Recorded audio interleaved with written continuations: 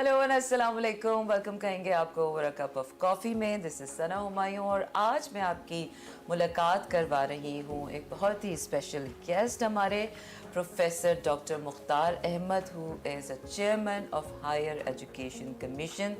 बहुत सारे सवालात हैं, बहुत कुछ जानना है and I am very excited. Sir welcome कहेंगे आपको अपने शो में। और सबसे पहले तो एज अ स्टूडेंट बचपन से बड़ी क्यूरियोसिटी रही है। HEC हमारी डिग्रीज में लिखा हुआ आता है, we are so proud to be a part of हम हायर एजुकेशन ले रहे हैं। तो HEC का किरदार क्या है? बिस्मिल्लाहिर्रहमानिर्रहीम। थैंक यू आपके टीवी चैनल का भी, सना आप लोगों का भी। HEC का किरदार मल्टी डायमेंशन है। HEC एक फैसिलिटेटर अदारा है स्टेट की तरफ से for our universities to facilitate them university and degree awarding institution of course, कि वो अपना वो रोल प्ले करें जिसके लिए वो बने हैं। अच्छी तालीम दें, अच्छी तरबियत करें, रिसर्च करें, सोसाइटी के मसलों को हल करें और socio economic development of the country को रिस्पॉन्सिबल होकर उसको बेहतर करने की कोशिश करें।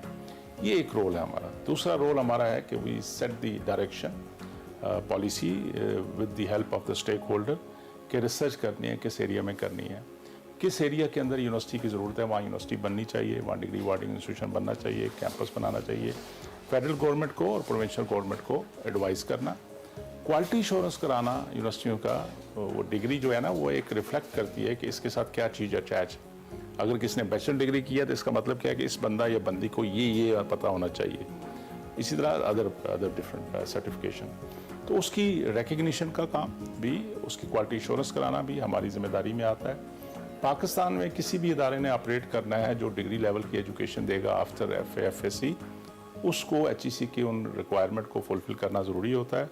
फिर HEC उनको NOC अलाउ करती है कानून के मुताबिक कि वो ऑपरेट कर सकते हैं कि नहीं कर सकते। बाहर का कोई इदारा जो पाकिस्तान में आगे ऑपरेट करना चाहेगा, उसको वैलिडेट करना, उसको अलाउ करना, उसकी डिग्री को रिकग्नाइज करना भी हमारी जिम्मेदारी में आता है। It seems I hope so. I answer your question. Definitely, और काफी थॉरो रोल है क्योंकि हमने तो सिर्फ डिग्री पर नाम लिखा हुआ वो तो हम बदनाम हो गए ना कि डिग्री अटेस्टेशन का एक दफा इशू आया था पार्लियामेंट्री का, तो उस वक्त हमारी बड़ी मशहूरी हो गई थी।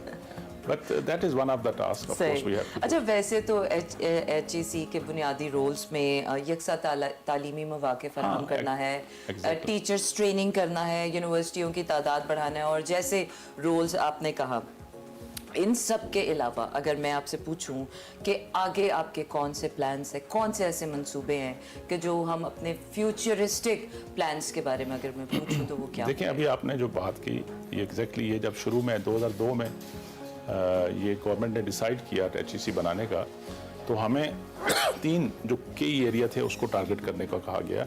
एक एक्सेस को बढ़ाना, जैसे आपने कहा नंबर बढ़ाना, इक्विटी का एड्रेस करना कि मेल एंड फीमेल और सब लोगों को, सब रीजन के लोगों को इक्वल अपॉर्चुनिटी मिले, और दूसरा था क्वालिटी श्योर कराना, तीसरा था उसकी relevance for the our socio economic development होनी चाहिए। तो let me share you few figures basically that will give an idea कि 20 साल में हमने क्या किया। 51 यूनिवर्सिटियाँ होती थी, 249 हो गई। टर्शरी एजुकेशन एक्सेस रेट जो इसे कहते हैं 16 से 23 साल की एज के लोगों को यूनिवर्सिटी में होना चाहिए, हमारी उस वक्त 2.1% थी टर्शरी एजुकेशन एक्सेस रेट। कि 100 में से सिर्फ 2 बच्चियों को मौका मिल रहा था कि यूनिवर्सिटी में जाएं, बाकियों को नहीं मिल रहा था। आज अल्हम्दुलिल्लाह can proudly say we have touch 11%। But you know, जिन मुल्कों की हम मिसालें देते हैं, कोरिया वगैरह, वो 98 पे पहुंच चुके हैं। हमारे नेबरिंग कंट्री में डबल फिगर से आगे चले गए। हमारा अभी बहुत बड़ा गैप है, तो फ्यूचर अच्छा नज़र आता है। अल्लाह करे हमें थोड़ी सी हम लाइन अपनी ठीक कर रहे हैं, लाइन तहत तो चीज़ें ठीक हो जाएंगी। तो सर, कि जो आपने एक्सेस रेट बताया कि 11% है और ये बढ़ा है, तो क्या हिकमत अमली थी? क्योंकि आई यूज्ड टू रिमेंबर कि जब when I used to study in university, तो हमारा तो 1 to 2 मेल्स होते थे और बाकी पूरी क्लास हमारी जो है वो लड़कियों से भरी। किस फील्ड में? मैथ्स कम्युनिकेशन में, कराची यूनिवर्सिटी से। तो वो टाइम समझा जाता था कि ये बच्चों की फील्ड है शायद, हाँ। जबकि इधर दूसरे पार्ट ऑफ पाकिस्तान के बाकी में समझे मेल का पार्ट है। एग्जैक्टली। देखिए, मसला ये है कि एक्सेस तो बड़ा नहीं है, लेकिन हमारा जो इस वक्त मुझे कोई आप पूछे ना कि हायर एजुकेशन के चैलेंजेस क्या क्या हैं, लोग समझेंगे मैं कहूँगा funding. No, funding is one of those challenges, but they are not the only challenge और बिग चैलेंज। बड़ा चैलेंज हमारे लिए क्वालिटी है और गवर्नेंस है। नंबर तो हमने अच्छे कर लिए, क्वालिटी इज बीइंग कॉम्प्रोमाइज। आपने बताया कि 249 यूनिवर्सिटीज़ अभी इस वक्त एग्जिस्टिंग यूनिवर्सिटी पाकिस्तान में है, लेकिन पाकिस्तान का जिस तरह आपने कहा कि मयार तालीम पर बड़े सवाल उठते हैं कि अगर आपने BA भी किया है, MA भी किया है, तो आपका वो जो अवेयरनेस लेवल होना चाहिए वो नहीं है। और इंटरनेशनली अगर हम देखें तो आप क्या समझते हैं, हम कहाँ खड़े हैं? कैपेसिटी का हमें मतलब हमारी इंडिविजुअल कैपेसिटी जो इंसान की, हमारे बच्चों बच्चियों की कैपेसिटी है ना, उसका इशू नहीं है। वेरी फ्रैंकली हमारे बच्चे किसी से भी कम नहीं है। मैं आपको जान के खुशी होगी, मैं बड़ी जगह कोट कर चुका हूँ, इस साल यूरोपियन यूनियन हर साल स्कॉलरशिप इंटरनेशनल लेवल पे फ्लोट करती है, एरास्मस प्लस के ज़रिए और मुख्तलिफ स्कॉलरशिप ऑफर करती है, और ओपन टेस्ट लिए जाते हैं, वो खुद लेते हैं और फिर बच्चों को सिलेक्ट करते हैं। आपको जान के खुशी होगी कि इस दफ़ा जो नंबर 1 कंट्री है जिसके मैक्सिमम बच्चों ने स्कॉलरशिप विन की है वो Pakistan. Wow, What does it show? That this product has a capacity. They can compete with the rest of the world at any stage. अच्छा, और वो परफॉर्म कर सकते हैं, उनकी कैपेसिटी का इशू नहीं है। फिर हम पढ़ाने वाले अदारे, इंडिविजुअल, इनको सोचने का मकाम है कि क्या हम उनको वो स्किल सेट दे रहे हैं सही, जो मार्केट मांग रही है, जो इंडस्ट्री मांग रही है, या सिर्फ वो दे रहे हैं कि जो मुझे आता था, मैंने आज से 20 साल पहले पढ़ाना शुरू किया था, वही पढ़ाना शुरू कर दूं।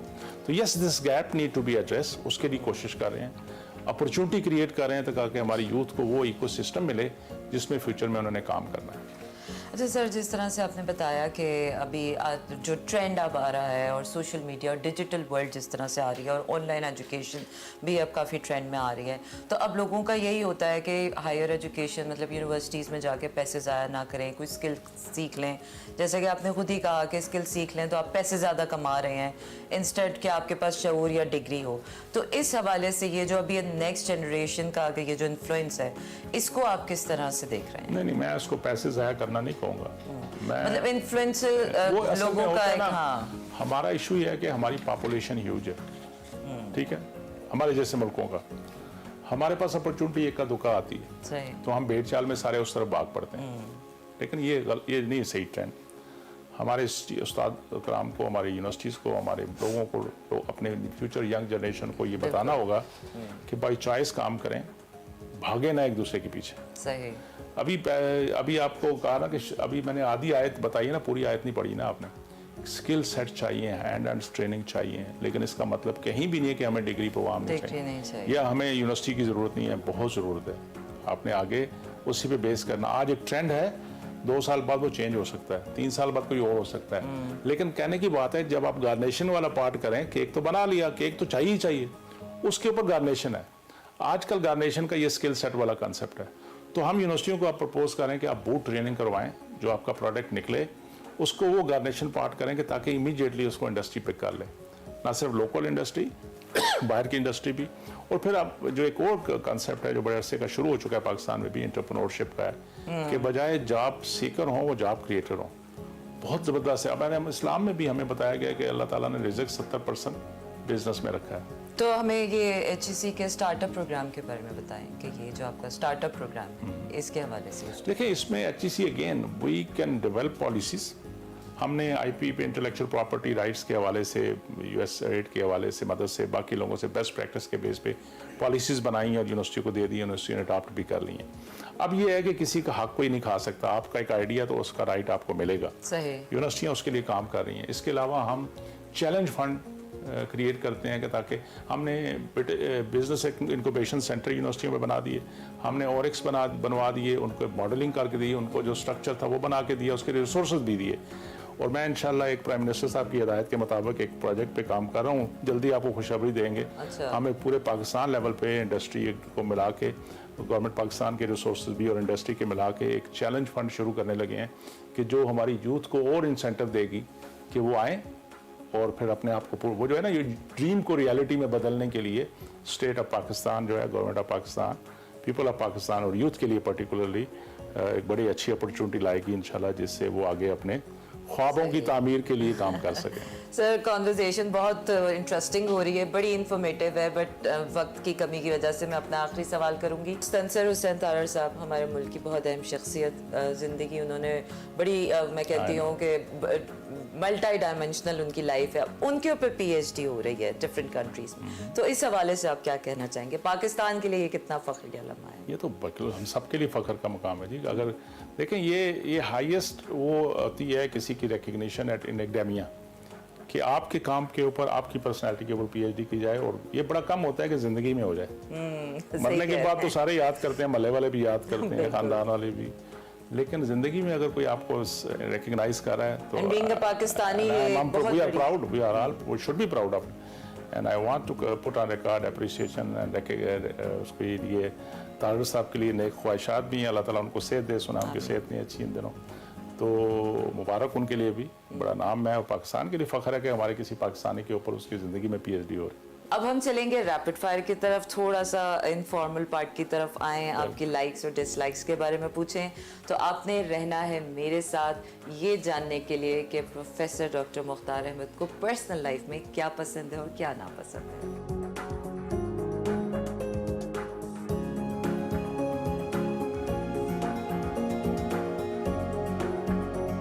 तो सर रैपिड फायर राउंड का आगाज करें। आपने बड़ी जल्दी जल्दी मुझे जवाब देने में, आपको 2 ऑप्शंस दूंगी। ठीक है। खाने में आपको क्या पसंद है, बिरयानी या निहारी? नहीं, दाल चावल। अच्छा, प्योर पाकिस्तानी चॉइस। कश्मीरी। अच्छा, बुक राइटिंग या बुक रीडिंग? दोनों काम होने चाहिए, but at the moment the kind of work I am doing, तो book reading is okay. Okay. और स्कॉलरशिप्स या स्टार्टअप्स? इस वक्त स्कॉलरशिप काफ़ी 20 साल में गवर्नमेंट ने दी है, इस वक्त स्टार्टअप। अच्छा, पाकिस्तान का कौन सा शहर आपको पसंद है? पूरा पाकिस्तान पसंद है, सारे अपने शहर हैं। अच्छा, कराची का समंदर या फिर इस्लामाबाद का रावल डैम? ऑफ कोर्स समंदर बड़ा चीज़ है, कराची का समंदर। छुट्टियां गुजारने जाना, कश्मीर या गिलगित? दोनों जगह जाना चाहता हूँ, छुट्टियाँ प्रोवाइडेड की छुट्टियाँ मिलें। घूम चुके हैं ऑलरेडी, जा चुके हैं? देखा है मैंने, दुनिया देखी ठीक है है। माशाल्लाह, लेकिन अपने पाकिस्तान से अच्छा कोई नहीं। ओके। अगर रात में कहीं दिल उदास हो तो क्या करते हैं? वॉक करते हैं या फिर मौसीकी सुनते हैं? सो जाता हूँ। अच्छा, वैसे उदासी का तो यही हाल होना चाहिए। दिल की बातें किससे करते हैं? अल्लाह से अमूमन, अगर फिर बाकी हो तो फिर बेगम के साथ। चलें, दैट्स फैंटास्टिक। अच्छा, what do you prefer as me time अगर आपका हो, लॉन्ग ड्राइव या walk? I think it depend on company. Company साथ होगी तो वॉक भी कर लूँगा, ठीक है। कंपनी होगी तो लॉन्ग ड्राइव भी कर लूँगा। अकेला मुझसे ज़िंदगी जाए नहीं होती। अच्छा, कोई आखिरी मूवी जो आपने देखी हो? मूवी का शौक इस तरह है कि मुझे जब स्ट्रेस हो जाती है ना, थक जाता हूँ, तो फिर मैं कोशिश करता हूँ कि पंजाबी मूवी मिल जाए जो थोड़ी सी फ़नी चीज़ें वो देख ली, वरना मुझे थोड़ी सी एक्शन ओरिएंटेड फिल्में देखता हूँ, इंग्लिश की ज़्यादा होती हैं। Thank you very much sir, बहुत अच्छा लगा आपसे बात करके, एंड आई होप कि आप लोगों को भी ये सारी इन्फॉर्मेशन जान के और सर के बारे में जानकर बहुत अच्छा लगा होगा। अब तक के लिए इतना ही, मुझे दीजिए इजाज़त, आपसे होगी फिर मुलाकात। अल्लाह हाफिज़।